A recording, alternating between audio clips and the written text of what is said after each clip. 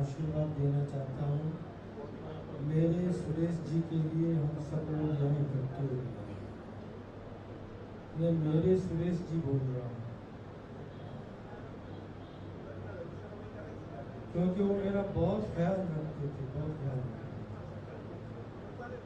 और वैसे भी चतुर्वेदियों के साथ मेरा बहुत संबंध है। चतुर्वेदियों के साथ लेन देन कुछ ज़्यादा ही है। एक चतुर्वेदी है DNC, आप लोग जानते होंगे, दीनानाथ चतुर्वेदी, जो रिलायंस में थे और कई लोगों को उन्होंने अकाउंटेंट बनाया है, CA बनाया है। वो अपने आश्रम में वहाँ ट्रस्टी आज भी है। उन्होंने ही मेरी पहचान सुरेश जी से करवाई थी और जब से वो जुड़े, लगातार जुड़े ही रहे। जब तक शरीर शांत नहीं हुआ तब तक भी जुड़े रहे। आश्रम में पधारे थे, उनका भाव भावेश्वर राष्ट्रीय सम्मान से हम लोगों ने सम्मान भी किया था, पुरस्कृत किया था।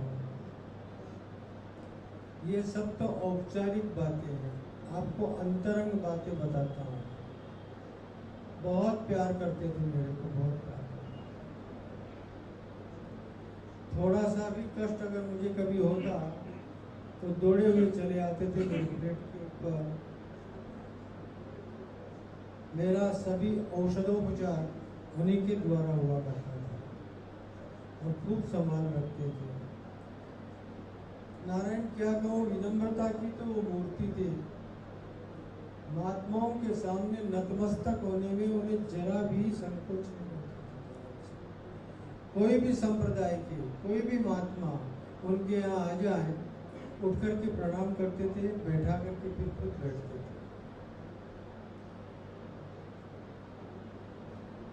आयुर्वेद चिकित्सा परंपरा के संसार में सिद्ध हस्त वैद्य थे, सिद्ध हस्त वैद्य थे।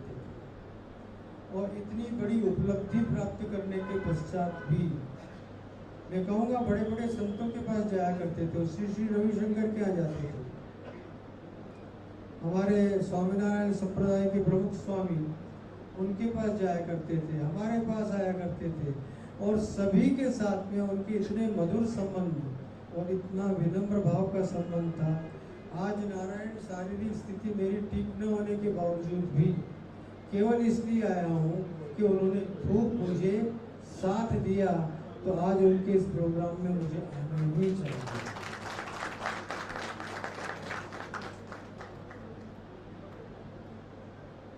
और उनके ऊपर कोई उपकार करने नहीं आया हूँ, अपनी कृतज्ञता प्रकट करने आया हूँ कि निश्चित रूप से उन्होंने बहुत ही अच्छी वैद्य की चिकित्सा में उपलब्धियां सिद्ध की थी।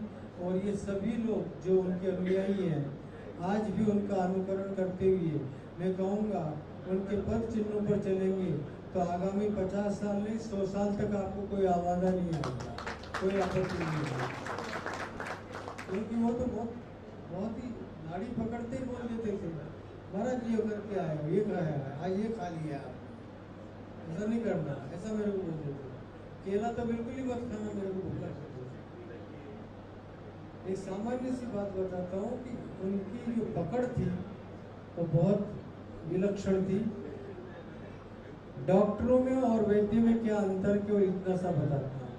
आप डॉक्टर के पास जाइए, सीधा आपको लेबोरेटरी में भेज देगा, जाओ ये क्या बोलते हैं आप, हाँ टेस्ट जाओ, ये टेस्ट करा के आओ, ये टेस्ट कर, यानी आपको 2-4 हज़ार का चांदला तो वहीं लगा देगा और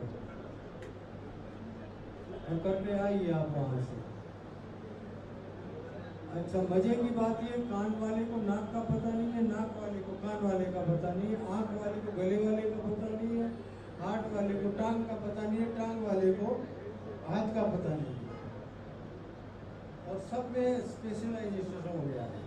हम इस चीज़ के बड़े चिकित्सक हैं, लेकिन वैद्य के पास जाइए, नाड़ी पकड़ के अंगूठे से लेकर के चोटी तक आपको कहाँ क्या हो रहा है वो सब कुछ बता देता है। और न आपको टेस्ट करवाने के लिए किसी लैब में जाना पड़ता है, वो बैठे बैठे सारा टेस्ट कर देता है। ये वैद्यकीय परंपरा हमारी महर्षि पतंजलि के समय से चली आ रही है। योगेन चित्तस्य परेण वाचाम मनम शरीरस्य च वैद्यकेन। महर्षि पतंजलि कोई सामान्य व्यक्ति नहीं थे।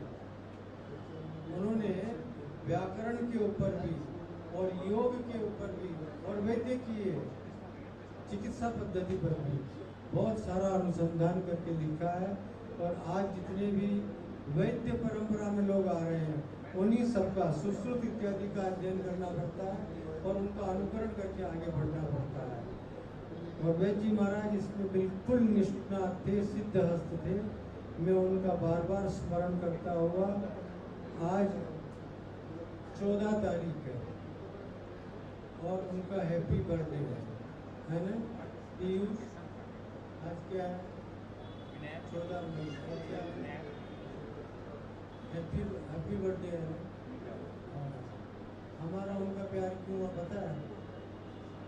वो 14 मई के, मैं 23 मई का, जोड़िए क्या होता है? 4 और 1 और 2 और 3, वो भी मई के प्रोडक्ट थे, वो भी मई का प्रोडक्ट।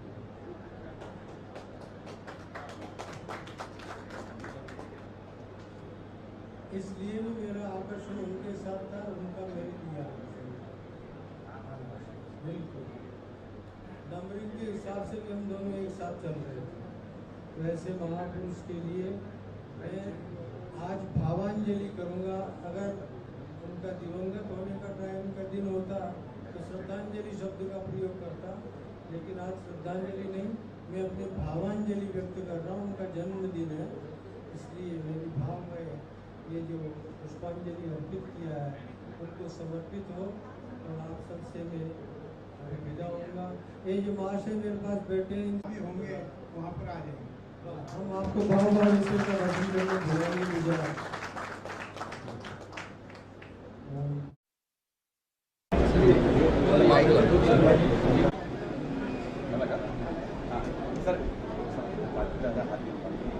सर क्या कुछ कहेंगे सर आज के इस कार्यक्रम के बारे में? सुरेश चंद्र चतुर्वेदी जी का आयुर्वेद क्षेत्र में बहुत बड़ा नाम, और उन्होंने मुंबई के बाहर लेकिन मुंबई से नज़दीक इस भूमिका में यहाँ वसई में यह प्रस्थान संस्थान निर्माण किया और उसके माध्यम से आयुर्वेद का विकास हो रहा है। अपने आप में वो बहुत अच्छे आयुर्वेदिक वैद्य थे। भारत सरकार ने भी उनको पुरस्कार देकर सम्मानित किया था और महाराष्ट्र के जो भी राज्यपाल हो उनके आयुर्वेदिक सलाहकार के नाम काम उनको दिया जाता है। ऐसे एक श्रेष्ठ व्यक्ति का आज यहाँ प्रतिमा लगा देना और साथ ही साथ उनके पत्नी की नाम पर यहाँ पर एक हॉल का निर्माण करना, ये अपने आप में बहुत बड़ी चीज़ है।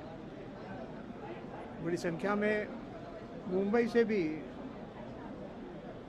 आयुर्वेदिक क्षेत्र से जुड़े हुए काफ़ी लोग यहाँ आए थे और वसई के भी थे। मैं पहले से सुरेश चंद्र चतुर्वेदी जी से परिचित हूँ और वह आनंद मुझे है कितने अच्छे ढंग से उनके संस्मरण में यहाँ काम हो रहा है। मैं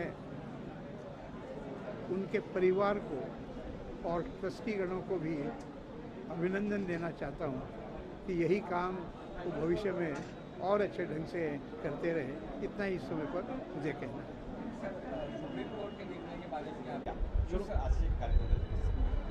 आज का जो कार्यक्रम है यहाँ पे हमारे पिताश्री वैद्य सुरेश चतुर्वेदी पद्मश्री, उनके याद में उनके जन्मदिन के दिन आयोजन किया जा रहा है। इस कार्यक्रम की विशेषता ये है कि यहाँ पे जो उन्होंने आयुर्वेद के बारे में जो कार्य शुरू किया था यहाँ पे 50 साल पहले, उसी कार्य को हम पूरा करते हुए उनकी याद में उनकी एक मूर्ति का अनावरण किया है और उनकी एक कैंसर के विषय में एक बहुत ही महत्वपूर्ण किताब आयुर्वेद एंड कैंसर, आयुर्वेद का क्या दृष्टिकोण है कैंसर के बारे में, उसके ऊपर एक किताब का विमोचन किया गया है माननीय श्री राम नायक जी से। इस कार्यक्रम के बाद हमने एक यहाँ पे सुधा चतुर्वेदी जी के नाम पे एक हॉल है, उसका भी इनॉग्रेशन आज हुआ है। इसका मुख्य कारण ये है कि हम लोग आयुर्वेद के विकास में ये चाहते हैं कि लोगों का माइंड और बॉडी किस तरह से संपूर्ण विकास हो, उसमें हम लोगों का फोकस रहेगा। हम लोग चाहें कि लोग यहाँ पे आयुर्वेद की चिकित्सा लें, पंचकर्म करें, योगा करें और इस तरह से अपना पूरा माइंड एंड बॉडी का पूरा विकास करें, सिर्फ दवाई लेने ना आए। यही हमारी अपेक्षा रहेगी आप लोगों के सहयोग से।